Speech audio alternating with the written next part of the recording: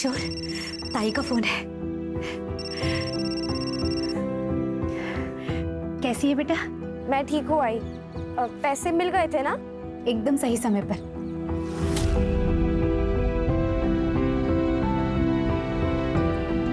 किशोर का सिलेंडर बस खत्म ही होने वाला था। क्या? तो किशोर ठीक है ना अभी? हाँ, तू अगर पैसे नहीं भेजती ना तो पता नहीं क्या होता। ओह आई। बेटा ये ले, किशोर से बात कर।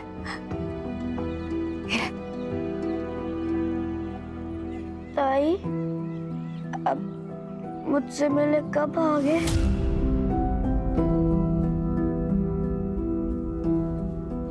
जल्दी आ जाऊंगी।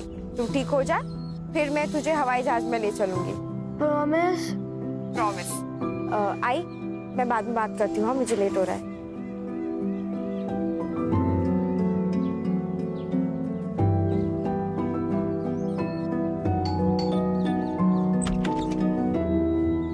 टाइम मिला तुझे वापस आने का?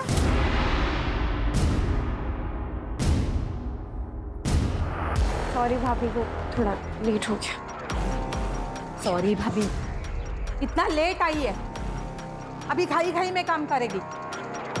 नहीं भाभी, आप टेंशन मत लीजिए, मैं अच्छे से काम करूंगी। खाई खाई के चक्कर में ना कहीं गंदगी नहीं रह जाए। और हाँ, वो मीता के घर जाके आई या जाना बाकी है? नहीं भाभी, बाकी है। अभी तो मैं शिल्पा भाभी के घर से आ रही हूँ। सुन, तुझे ना पैसों की जरूरत थी, इसलिए वो शिल्पा के घर में काम करने बोला था। वो तेरा पार्ट टाइम है, ये फुल टाइम है।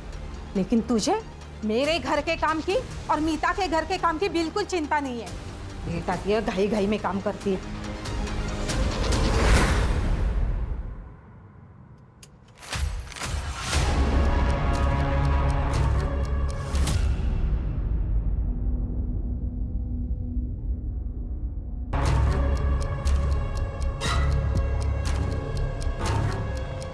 नीतू, मैं जा रहा हूँ। आई, मैं जा रही हूँ। मंजू, चॉकलेट तेरे लिए, बाद में खा लेना, ठीक है? पीना, और आई को बोलना मत।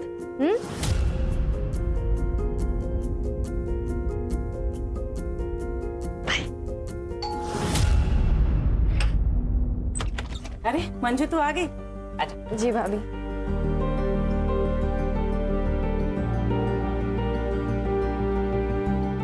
और नाश्ता किया मंजू तूने? नहीं भाभी। भूखे पेट काम करेगी तो ताकत कहाँ से आएगी तुझे? चलो, मैंने पोहे बनाए, जल्दी जल्दी पोहे खा लो। अरे नहीं भाभी, रहने दीजिए, वैसे भी आज बहुत काम है। अरे खा लो। नहीं भाभी, मैं कह रही हूँ ना। चलो रख दो वो काम वहाँ पे। अरे नहीं भाभी, तू बैठ जा। अभी झाड़ू फिर भाभी के नहीं, बाद में करते हैं ना काम। तू बैठ जा, बैठ जा। चल पोहे खा ले, ठीक है? मैं आती हूँ।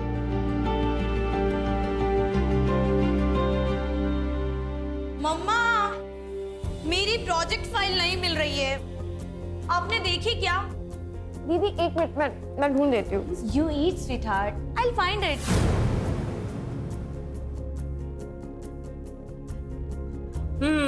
ये रही तुम्हारी प्रोजेक्ट फाइल। मैंने कल ही मंदिर में रखी थी, तुम्हें अच्छे मार्क्स आए ना, इसीलिए। मम्मा, आपका ही अंधविश्वास भी ना। आर्या, Yes. बेटा ready? Yes, yes. Come on, I will drop you to your college. Okay.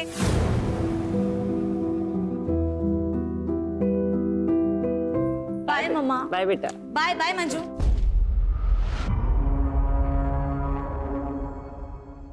तू चिकन क्यों ले रही है? वो मैं जब बना रही थी तो आपने इसे साइड में रखा था, तो मुझे लगा मिले होगा। तू कोई महारानी है क्या कि तेरे लिए मैं अलग से निकाल के रखूंगी? ये हमारे कुत्ते के लिए। तेरा खाना इधर है, ये ले, गरम कर ले इसे। ये छोले तो मैंने पिछले हफ्ते बनाए थे ना, तो क्या हुआ? खाना फेंक दूं? खा ले चुपचाप। एक हफ्ते का पुराना खाना और तुमने खा लिया मंजू?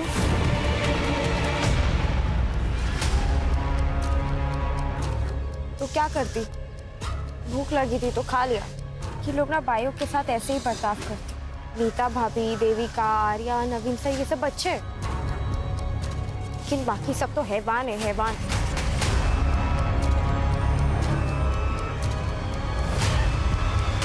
मंजू, क्या करे उधर? घर आके कुछ काम ही कर ले। क्या चक्कर क्या चल रहा है वो वॉचमैन देवेंद्र के साथ? सुन, अगर पेट से हो गई ना तो घर से बाहर फेंक दूंगी तुझे। नहीं भाभी, आप जैसा सोचो ऐसा कुछ नहीं है। अब मुंह बंद कर, जल्दी जाके सब्जियां लेके आ।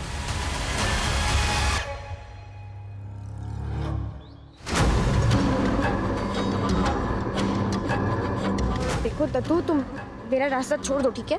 ए, ज्यादा नाटक मत कर। अभी थालियों में लेके जाऊंगा और अपनी मनमानी करूंगा, समझी क्या?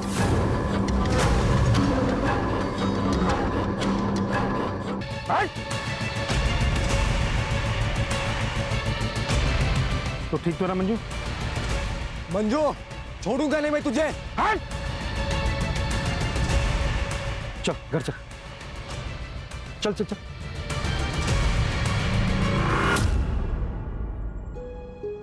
मंजू, मंजू ऐसे मत रो, हिम्मत से काम लो। अच्छा हुआ बाई चांस नवीन वहाँ पे पहुँच गए थे, वरना पता नहीं वो गुंडा उसके साथ क्या करता। इतनी सारी मेड्स है जो काम करने बाहर जाती है, उन्हें तो कोई नहीं छेड़ता। सारे आशिक इसके ही पीछे लगे पड़े। तूने उकसाया होगा ना उसे। यार बस करो ना। बस सारी गलती मेरी ही दिखती तुम्हें। मंजू एक काम कर, तू उठ, अंदर जाके आराम कर। हाँ आराम कर जाके, सारे काम मैं करने बैठी हूँ इधर।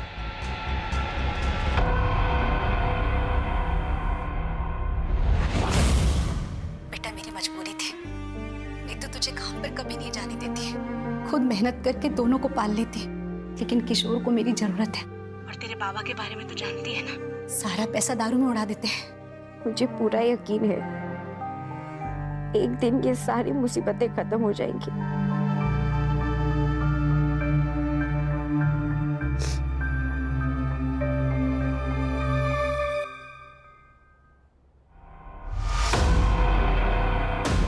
तूने अभी बेडरूम साफ किया ना?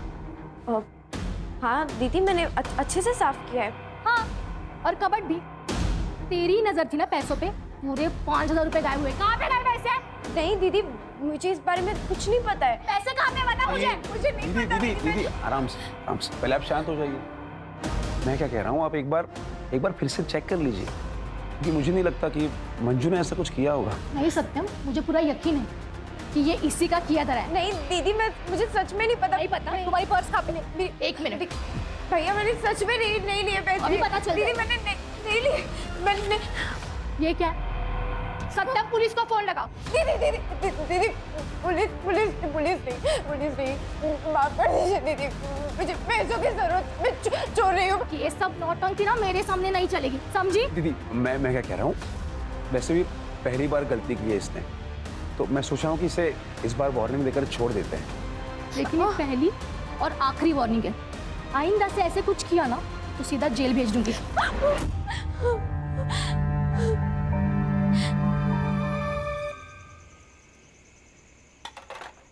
मंजू क्या कर रही है? चलते। अरे लेकिन कहाँ? अरे यार, मम्मा पापा देविका के पेरेंट्स के साथ बाहर गए, हम भी कहीं चल के पार्टी करते हैं ना। लेकिन दीदी, हम जा कहाँ रहे हैं बताइए तो। अरे तुम बैठो, हम लॉन्ग ड्राइव पे जा रहे हैं। सिट।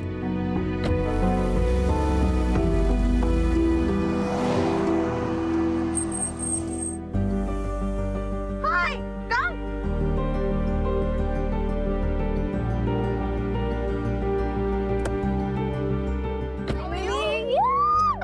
कैसी है? I am good. अरे इसी के लिए? हाँ यार, चलो फिर मजा आने वाला है। चले मंजू, चलो।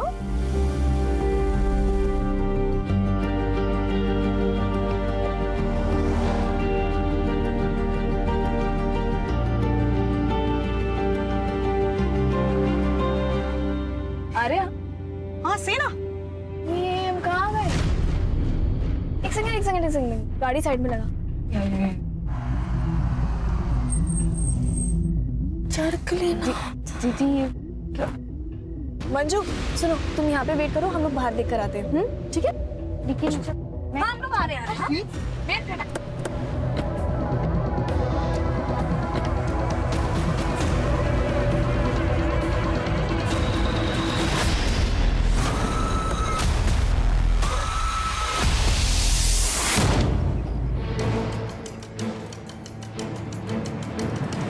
अरे तू अब तक मीता के घर काम करने गई नहीं? मैं अब वहाँ काम नहीं करती भाभी। मैंने आप पास ही में दूसरा छुट्टा काम ले लिया है। हैं? ऐसा क्यों? वहाँ काम बहुत होता है ना भाभी, इसलिए।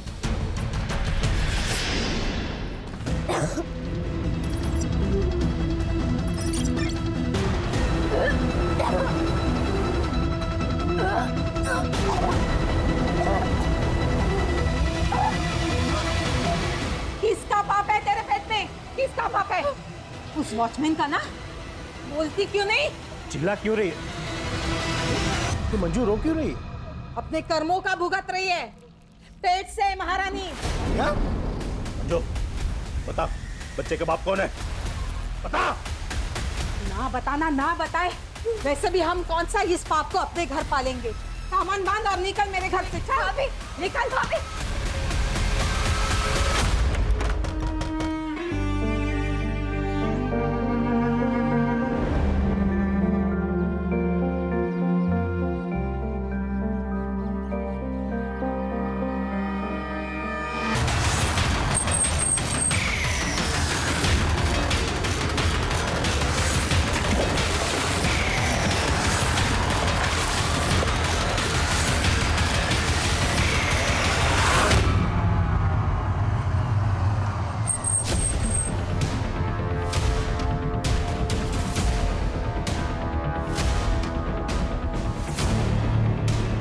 मिले सर देखकर लगता है स्टैबिंग के बाद बॉडी के टुकड़े करके यहाँ पे डंप कर दिए।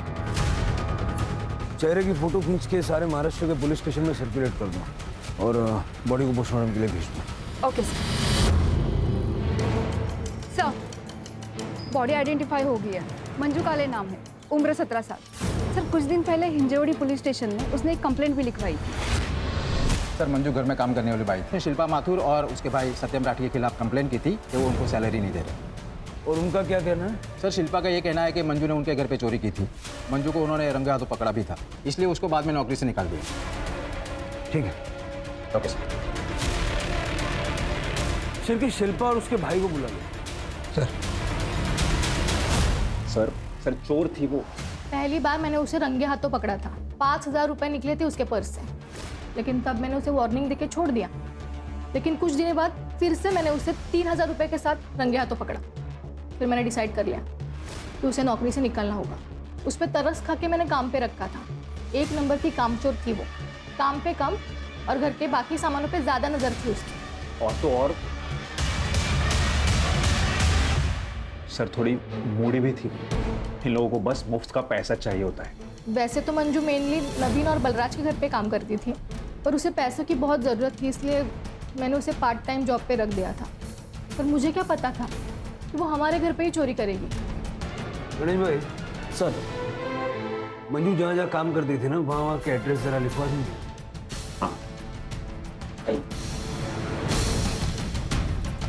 ये भाई बहन की डिटेल्ड बैक स्टोरी निकालो। सर मंजू की पोस्टमार्टम रिपोर्ट।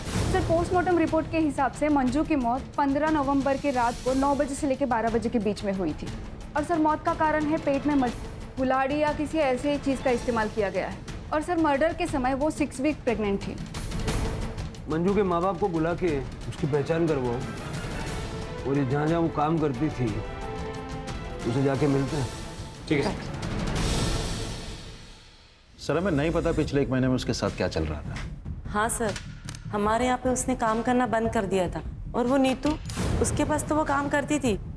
नीतू हमारे यहीं पे बगल में रहती है सर। हमारे फैमिली फ्रेंड्स हैं वो। तो उसने आपके घर से काम क्यों छोड़ दिया? पता नहीं सर, हम तो उसके साथ बहुत अच्छे से व्यवहार करते थे। इनफैक्ट मैंने उससे कारण भी पूछा, पर उसने कुछ भी नहीं बताया। आपको पता था मंजू प्रेग्नेंट थी? नहीं सर, मुझे तो पता ही नहीं था। मुझे तो तब पता चला जब नीतू ने उसको काम से निकाला।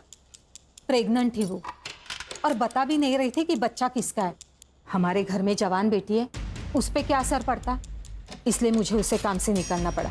मंजू ने आपको बताया था वो कहाँ जा रही है? अपने गांव अम्बे गांव जाने वाली थी वो, अब 1 हफ्ते पहले, है ना? हाँ। आपको पता मंजू का रिलेशन किसके साथ था? मेरा मतलब है उसके बच्चे का बाप कौन होगा? मुझे पक्का यकीन है वो हमारा वॉचमैन ही है। देवेंद्र नाम था उसका। घंटों बातें करते रहते थे वो।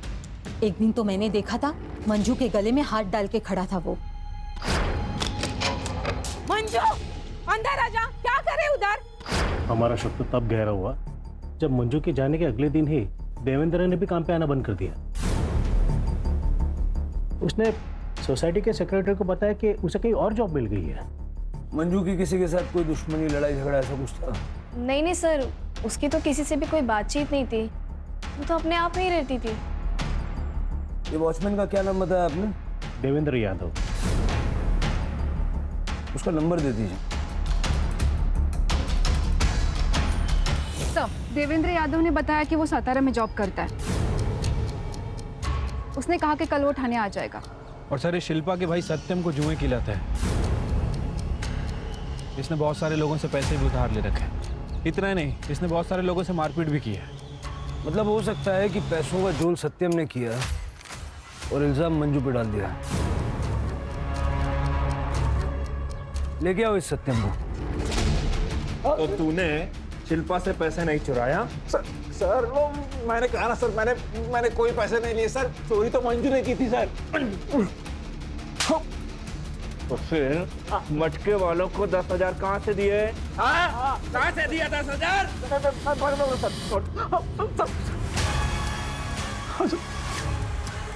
मैं दीदी के कबड़ से छोटी छोटी अमाउंट लिया करता था सर, ताकि दीदी कभी नोटिस ना कर पाए। एक दिन मंजू ने मुझे ऐसा करते हुए देख लिया सर।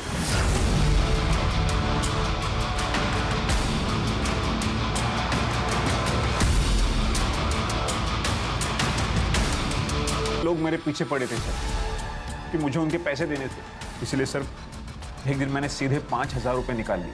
और फिर दीदी को शक हो गया ना, इसलिए मैंने वो पैसे फिर से मंजू की पर्स में रख दिए।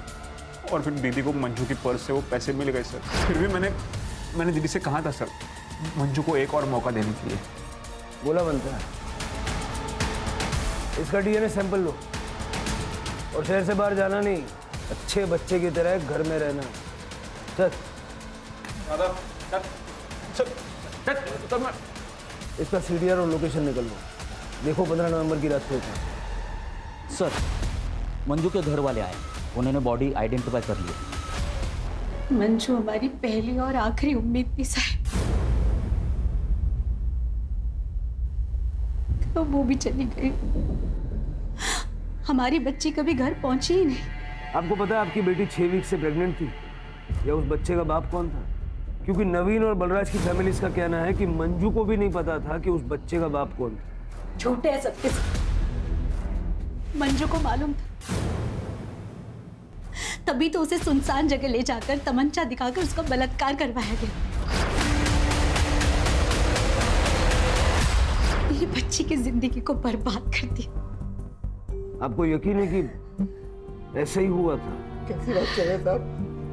आप खुद भी सोचिए ना साहब, कोई भी माँ बाप अपनी बच्ची के बारे में जानबूझकर ऐसी बात करेगा? साहब, हम दोनों वहां बात करने भी गए थे उनसे, जब मंजू ने हमें बताया। बहुत हो गया, झूठा इल्जाम मत लगाना हमारे ऊपर। और हमारी बच्ची झूठ क्यों बोलेगी? हम लोग का साथ देने के बजाय तुम लोग हमें झूठा बोलते हो। लेकिन हम ऐसा क्यों करेंगे? Rape on gun point? Manju, झूठ मत बोल। Tell them truth. गलत साथ दे, ये दोनों ने मेरे साथ गलत काम किया है। अरे किया होगा तभी तो बोल रही है ना। उन दोनों लड़कियों ने अपनी गलती मानने से इनकार कर दिया और उनके घर वालों ने मामले को रफा दफा करने के लिए मंजू को हर महीने 25,000 देने का वादा किया।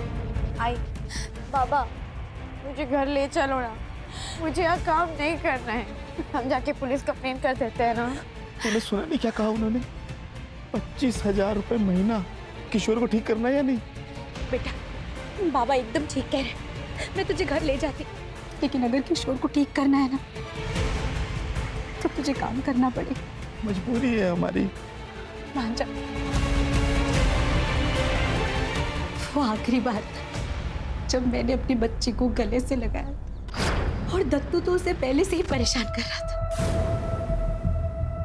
ये दत्तू कौन? एक आवारा लड़का है साहब, उसी एरिया का, जो जब भी घर से बाहर निकलती थी उसे छेड़ता था। एक बार तो नवीन साहब ने भी बचाया।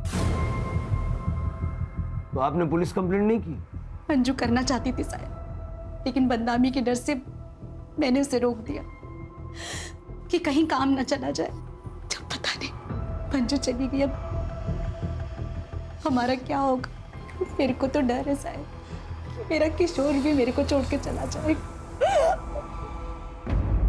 बिलीव मी सर, मंजू बहुत हार्ड वर्किंग थी, उसके लिए बुरा लगता था, इसलिए मैं और देविका उसे घुमाने लेके गए थे ताकि उसे अच्छा लगे। फैक्ट सर, वो तो हमारे साथ एंजॉय भी बहुत कर रही थी सर। उसके बाद देखा कि हम लोग रास्ता भटक गए, फिर हम किसी से रास्ता पूछने के लिए भी उतरे। सामने एक छोटा सा स्टॉल था, फिर खाने पीने के लिए हम लोग सामान लेकर आए।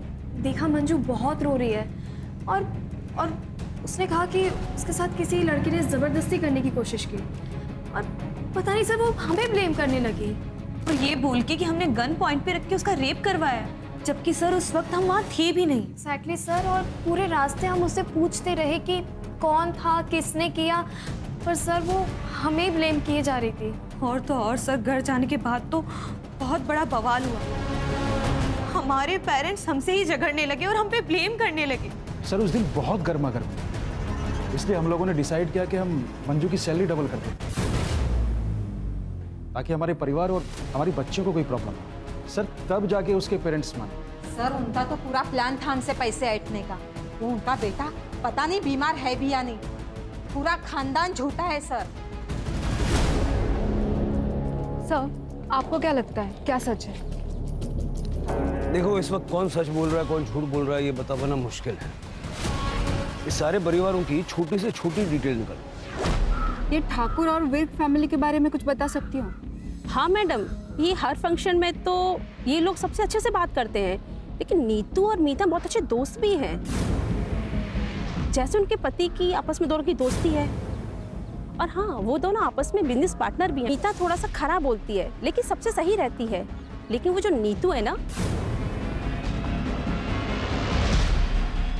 वो ना थोड़ी नकचड़ी है मैडम, पता नहीं कहाँ की महारानी समझती है अपने आप को। नवीन तो एकदम अच्छा आदमी है सर, क्या कम बोलता है लेकिन एकदम फ्रैंक और ओपन माइंडेड है सर। और वो बलराज, वो तो एकदम का लिच्चर है सर। एक बार तो मैंने उसे अपने बेटे को तारते हुए देखा था, तब से मैंने अपने बेटे को मना कर रखा है उसके अपने से बात न करें। मैम मैं बस हाय हेलो करती हूँ आर्या और देविका से, उससे ज़्यादा मेरी कोई दोस्ती नहीं है, लेकिन वो दोनों हमेशा साथ रहती है। और मैंने सुना है कि वो दोनों साथ में पार्टी करती है और ड्रग्स भी लेती है।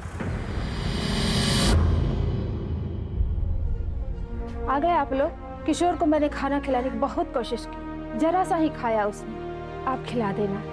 ठीक है।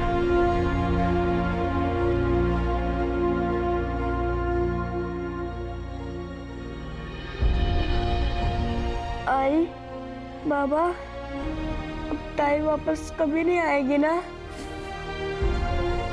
आई तुम रो क्यों रहे हो? ताई नहीं आएगी? ताई तेरी याद आ रही है, आई मिस यू ताई। हो सकता है ये दोनों फैमिलीज झूठ बोल रहे हैं, इनको पता है कि मंजू का रेप किसने किया, या फिर ये दोनों लड़कियां झूठ बोल रही हैं और इनका परिवार इनकी मासूमियत पे भरोसा कर रहा है। सर ऐसा भी हो सकता है कि सावित्री और गंगू झूठ बोल रहे हैं। हो सकता है कि इन लोगों ने ब्लैकमेल करके अच्छा पैसा बनाने की सोची, या फिर मंजू उतनी सीधी थी ही नहीं, इसलिए ये दत्तू टाइप के लड़के उसके पीछे पड़े रहते। बहुत कंफ्यूजिंग है सर। दत्तू मिला क्या? सर अभी तक नहीं। वो और उसकी बहन योगिता दोनों अंडरग्राउंड है। सर पता चला है कि योगिता से पहले वो विर्क और ठाकुर फैमिली में काम करती थी, लेकिन सर बीमारी के कारण वो काफ़ी छुट्टियां ले रही थी, इसलिए उन्होंने योगिता को हटा के मंजू को परमानेंट काम पे रख लिया था। मतलब योगिता के पास भी मंजू से बदला लेने का मोटिव था। ये भाई बहन को जल्द से जल्द ढूंढो। सर वॉचमैन यादव आ गया। ऐसा कुछ भी नहीं था साहब, आप भी उन लोगों की तरह गलत समझ रहे हो सर। वो मेरी बहन जैसी थी। बहन, मुंह बोली बहन, ये सब बहाने बहुत फालतू लगते हैं। बात समझ में आ रही है? सर कसम खा के कहता हूँ साहब, उसको मैं बहन मानता था। उसके जाते ही तूने जॉब क्यों छोड़ी? सातारा में अच्छी जॉब मिल गई थी और पेमेंट भी अच्छी थी, इसलिए मैंने वो जॉब छोड़ दी। और साहब ये तो इत्तेफाक था कि मंजू ने और मैंने साथ में जॉब छोड़ी। साहब जाते वक्त मंजू ने मुझे बाय भी नहीं किया। मंजू का मर्डर हो गया है और तुझे बाय की पड़ी है?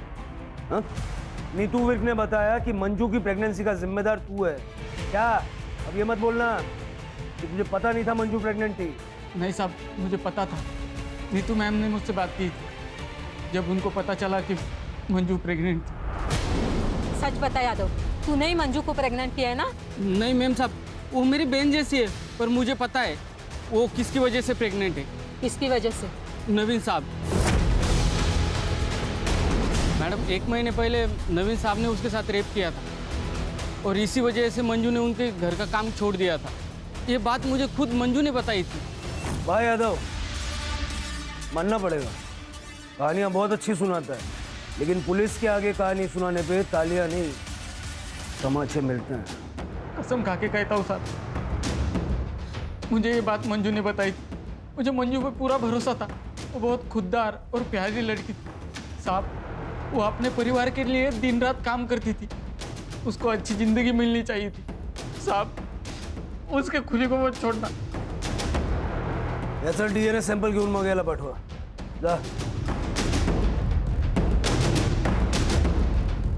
तो यादव सच बोल रहा है ना, या झूठ? देवेंद्र ने मुझे बताया था कि नवीन ने मंजू का रेप किया था। मैंने ये बात मीता को भी बताई थी और बाद में मेरे हस्बैंड ने भी मुझे कंफर्म किया था। मतलब तुम भी ये बात पहले से जानते थे? जी सर, नवीन ने 1 महीने पहले ही मुझे बताया था। जिस रात मंजू ने लड़कियों पे इल्जाम लगाया कि गन पॉइंट पे उसका रेप करवाया गया। क्या तूने मंजू का रेप किया? हाँ यार, कल रात को मैं लेट घर पहुंचा था और मैंने थोड़ी सी ड्रिंक भी कर रखी थी। मंजू ने जब मुझे बताया कि किसी ने गन पॉइंट पे उसका रेप किया तो यार मैं अपने ऊपर कंट्रोल नहीं कर पाया। मैं आउट ऑफ कंट्रोल हो गया था। और सच बताऊं तो मुझे उसके ऊपर गुस्सा भी था यार। उसने बेवजह हमारी बच्चियों को इसमें घसीटा है। यार मैं तो सिर्फ कंसोल करने की कोशिश कर रहा था यार, बस। बैठ, रो मत, मैं हूं ना।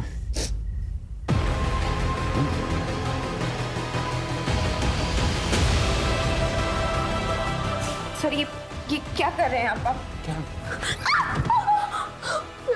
प्लीज सर, प्लीज मत करिए मुझे। चिल्लाई तो नौकरी से निकाल दूंगा। सर प्लीज छोड़िए।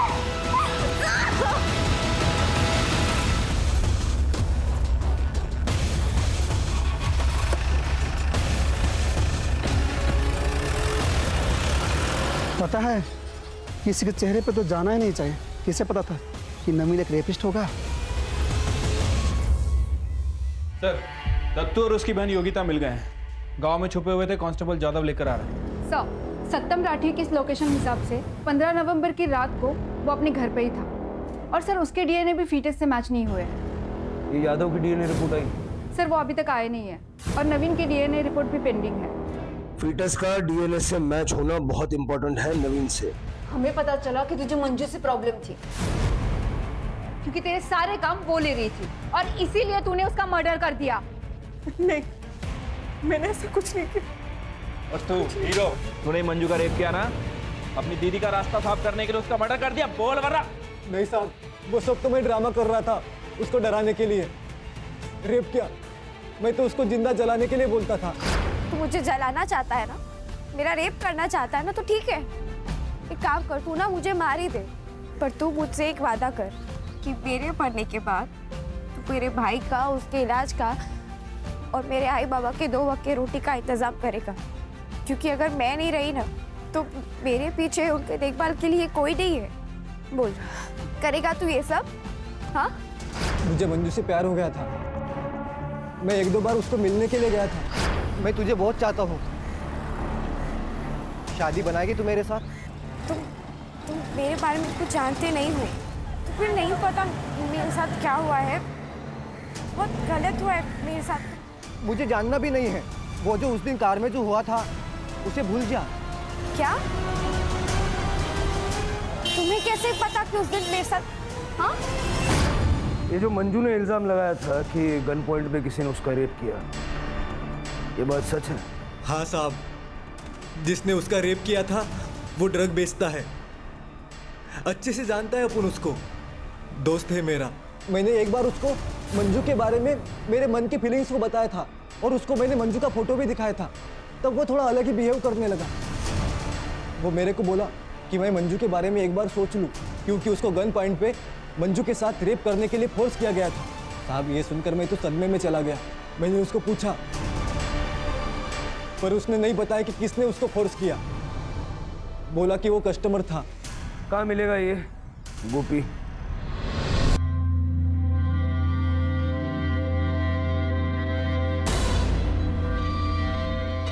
तारी को देना, ठीक है?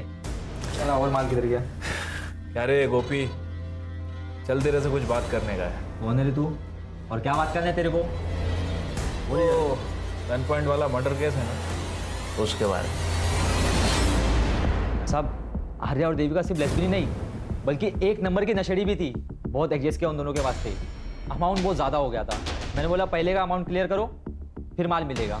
फिर साहब वो लोग ने 1 महीने पहले एक सुनसान जगह पे बुलाए थे साहब।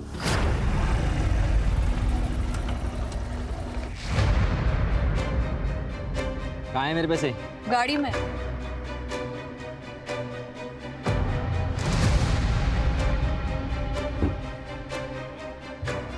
अबे ये क्या है? कहाँ है मेरे पैसे? अबे यही है तेरा पेमेंट, चल भरपूर ले। क्या कर रहे हो तुम लोग? कि अगर फ्री में ड्रग नहीं देगा तो तेरी ये वीडियो वायरल कर देंगे। मैं क्या करता साहब? ये वीडियो देख लीजिए साहब, उन दोनों ने मुझे भेजा था। इसका डीएनए सैंपल लो। मैं 8 है। सर मेरे को क्यों सर? Sir please sir. तो ये वीडियो सच है? तुम दोनों ने मिलकर गोपी को फोर्स किया कि वो मंजू का रेप करे? जी मैम, हम ये वीडियो दिखा के फ्री पे ड्रग्स लेंगे। और वो गन कहाँ से आई? सर वो गन नकली थी। हाँ सर, ये देखिए हमने ऑनलाइन ऑर्डर की थी, ये देखिए गन नकली थी सर।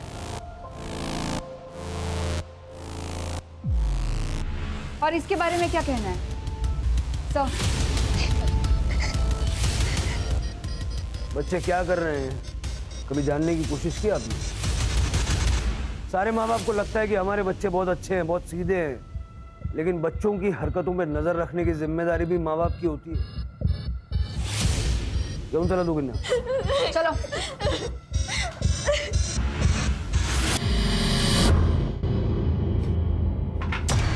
क्या कर रही है? किशोर की दवाई के पैसे। तो मैं क्या करूं? मैं क्या करूं मतलब? क्या बोलने की कोशिश क्या कर रहे हो? तुम्हारी वजह से मेरी ताई चली गई, तुमने मेरी ताई को मार डाला। मास्क लगा बेटा, मास्क लगा, मास्क लगा। ऐसे नहीं बोलते बेटा, मास्क लगा, मास्क लगा, मास्क लगा, मास्क लगा।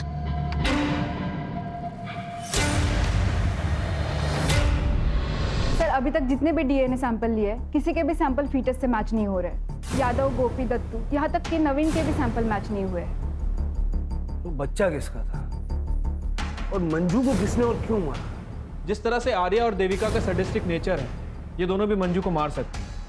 लेकिन पड़ोसियों के मुताबिक जिस रात ये मर्डर हुआ, ये लोग देर रात तक पार्टी कर रहे थे।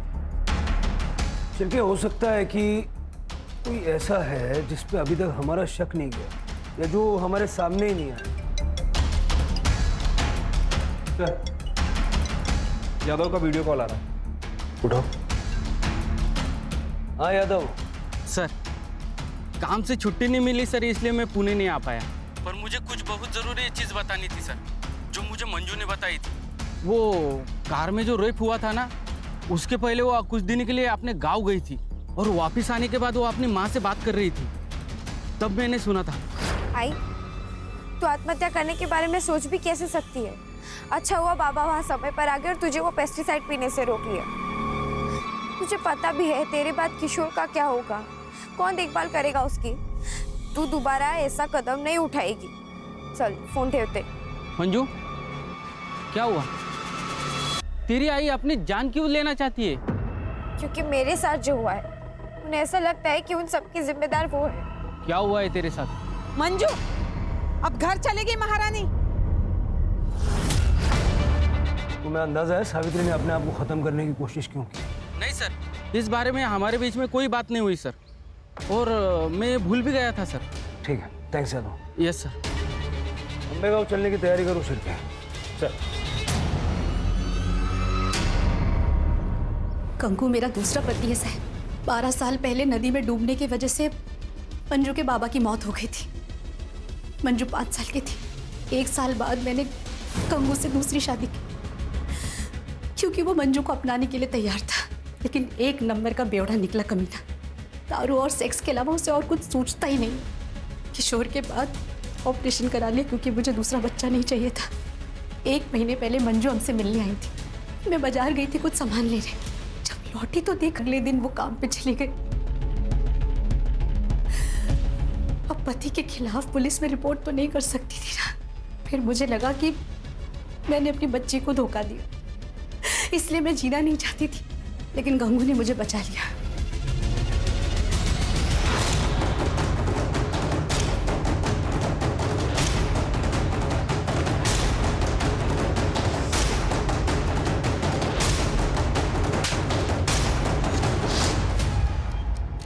सर, जैसा कि सावित्री ने बताया था, गंगू ने ही मंजू का रेप किया है।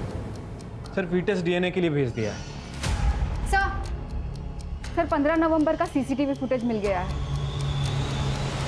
तालाब पे जाने वाले रोड का सीसीटीवी फुटेज। सर 15 तारीख की शाम को 5 बजे के आसपास नवीन की गाड़ी यहाँ से गुजरी है। लेकिन नवीन ने तो कहा था कि उसकी गाड़ी बलराज लेके गया था खंडाला बिजनेस मीटिंग के लिए और रात को लौटा था। नहीं सर, वो झूठ बोल रहा है। ये देखिए दूसरे कैमरे के सीसीटीवी फुटेज। लेके आओ दोनों को।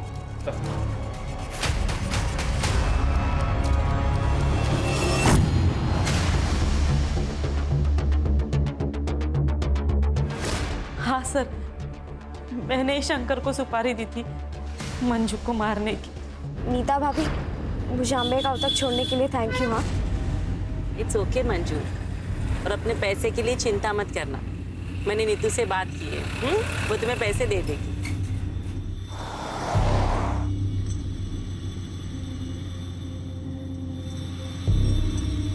ये हम कहाँ जा रहे हैं? कि मेरे गांव का रास्ता तो नहीं, हम कहाँ जा रहे हैं?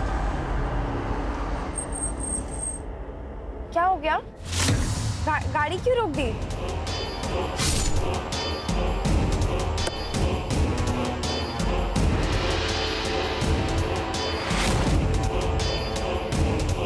सर मुझे डर लग रहा था कि उसकी प्रेगनेंसी की बात कहीं बाहर ना आ जाए। शर्म नहीं आई? एक महिला होके तुमने अपने पति के घिनौने काम को छुपाने की कोशिश, यहाँ तक कि मंजू का खून कर दिया। और वैसे तुम्हें बता दूं, मंजू के पेट में जो बच्चा था नवीन का नहीं था। लेके जाओ इनको। चलो चलो।